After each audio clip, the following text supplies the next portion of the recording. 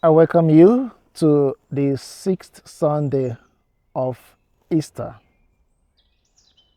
And on this Sunday, the Word of God and the liturgy of the words presents to us the theme of love, practical love. Love that seeks nothing in return. Love that is unconditional. Love that is sacrificial. This is a way of reciprocating God's love for us. In our world today, in our society, many talk so much about love. Many want to be loved, to feel loved, and many also go about showing love. We're not going to look at the description of love or the different types of love. But that love God has for us that made Peter in the first reading to say that God has no favorites, but anyone who obeys God's words, who obeys his commandments, is actually loved by God. And in the second reading and in the gospel, we see that commandment of love. John in the second reading tells us it is not our love for God, but God's love for us to the extent that he gave his son to die for us sinners. I think love is more expressed in actions than in words. People declare love for others, but when it comes to actions, expression of that love, practical expression, unconditional expression of that love, many of us are found wanting. So today becomes a day for us to really reflect. And it's not love for those we tend to gain something from, but love that demands nothing in return. The kind of love that Jesus has shown us. This is the love we are called to express. In the gospel, Jesus tells us, I no longer call you servants, because a servant doesn't know the master's business. I call you friends because I have shown you, I have made known everything. And he tells us, go and love as I have loved you. In other words, Jesus is not just teaching us love by words of mouth, but more especially by his own life, the sacrifice on the cross.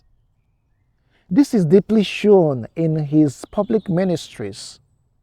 Those he related with, those that found him useful, were actually the rejected of the society, the tax collectors, the sinners, the prostitutes, the written off of the society.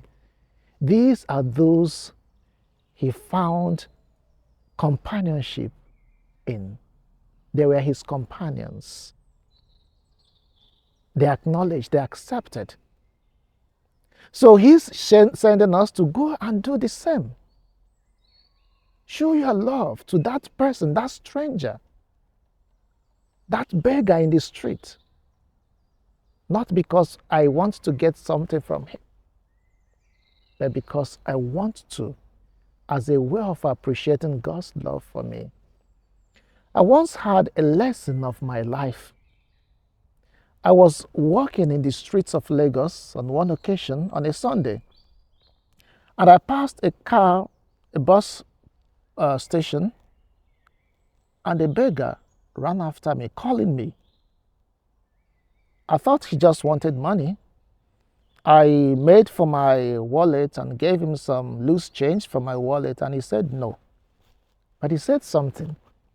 Many of you think once we stop you, we are asking for money. I don't want your money. I want a pair of shoes. that left a mark in me since then. These people may just be there wanting someone to make them to acknowledge that they're human, not just for the possessions, for the material things.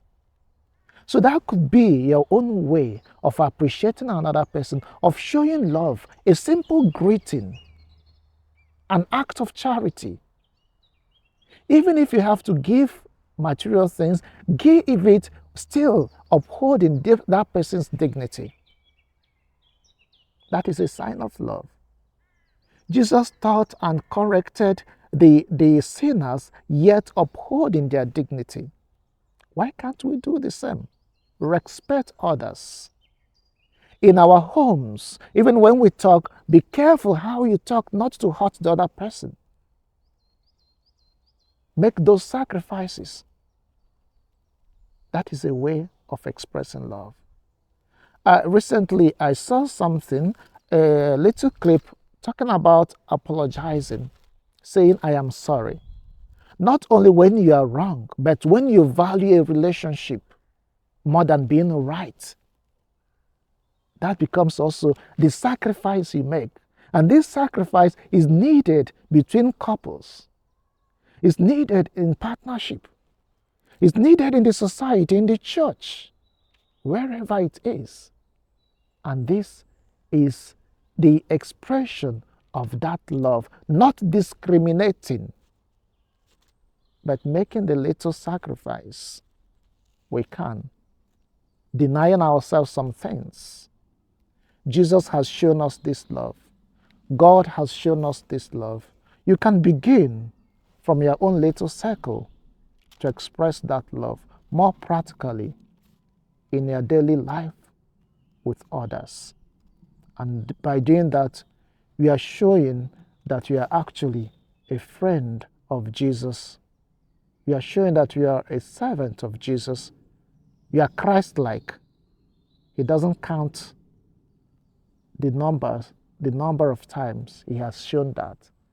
So let us make conscious effort to live out this injunction, this commandment, not commandment to restrict our freedom, but commandment to show love and then to express that love, and it becomes a way of bearing witness. God be with you.